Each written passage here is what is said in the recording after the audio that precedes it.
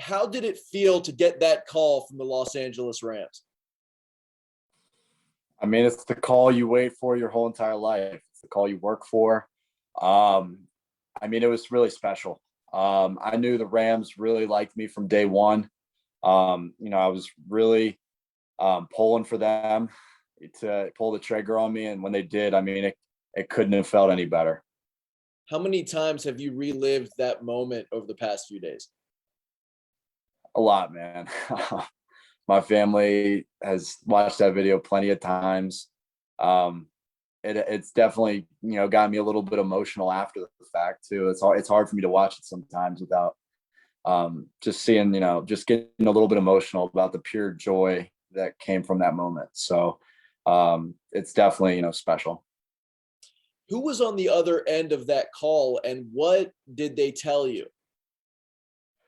So it was Les Snead, the GM, and he said that, Jake, you're an LA Ram. That was it. I mean, and I was like, then I told everybody I'm going to LA, and then I ultimately talked to Coach McVay and Les later on after the draft, and had more of a conversation with them. But in the moment, it was just, you're a Ram, that kind of thing. What was it like, sitting through? You had some kind of idea that you'd be going, maybe toward the end on Saturday, hoping to go earlier, but you had the idea in your mind. We talked about that. What was it like sitting through Thursday, Friday, and then as Saturday progressed? It was the longest weekend of my life. You go through like the first day, you're just sitting there just watching the draft. I was never going to be a first round guy in this draft, so I was just more so enjoying it. Day two came around, and you never knew what could happen, right? If things go your way, you're more intensely watching it, anticipating that you'll probably go day three, but still the intensity of you watching it goes up. And then day three came around, and it was, all in, nervous wreck the whole entire time. Not necessarily nervous wreck, but just anxious. You're just anxious. You're just waiting. And you see all these, you see all these teams that really were high on you going into the draft, and you talking with my agent throughout the whole entire draft of what different picks I'm alive for, where it's all right, you're at 170 here, they have this pick, you could be alive here, be ready. So you anticipate getting picked at some point, and then you don't get picked, and then you anticipate again from another team, and you don't get picked, and it's just this up and down roller coaster that just continued on until the pick 233 for me, which was when I got that call. So it was definitely the longest weekend of my life, though, and I will put a stamp on that one. You talked about the emotions, that flood of emotion that you felt when you got the call. You hung up the phone and you started hugging your family and your friends. Obviously, a lot of it is because this dream is being realized, but I mean, some of it also had to be just where you came from and what these last 3, 4, 5 years have been like for you, right? Yeah, I mean, it was the accumulation of just a lot of hard work with that behind the scenes. Nobody's really telling you, that you're going to be great. That you're going to get drafted when you tear your ACL twice, when you're behind 4 NFL running backs. Nobody's telling you these things, and it was an accumulation of me, the work that I did for myself and continuing to push myself throughout this whole thing. And when that happened, everything just came out, man. When I saw my name come up on the TV, that's something you dream about as a little kid. And I just couldn't let out. I yelled, I was hugging, I was crying. I just couldn't control it because it's everything that you have ever worked for. So obviously the work continues, right? How do you think you fit into and onto the Rams roster?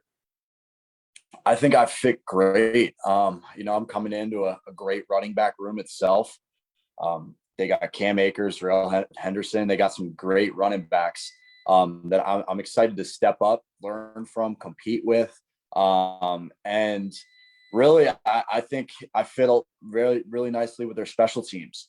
They are a team that is very, very high on special teams. I know Coach McVay, that's something when we got on the phone, he talked about 100%.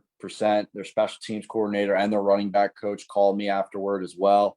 And they have a plan for me to be a core special teams guy. And then whatever I earn from a running back standpoint is what I earn. So that is kind of, how they see me fit. And really, I love the mentality and the culture that they have there. It's a winning organization. And it seems like it's very, very, very, very well run from the top all the way down. So I cannot be more excited and more thankful that they picked me. Do you know anybody within the organization, either on the roster or behind the scenes? So I actually know Terrell Lewis. So Terrell Lewis he went to St. John's in DC, played at Alabama. So he's there. And then I know of, but I haven't met Rob Havenstein, and he played at Ligonor High School, which is close to my high school. So I know of him, never met him, but obviously, hopefully, make that connection sometime soon. I don't know, Damascus and Linganore.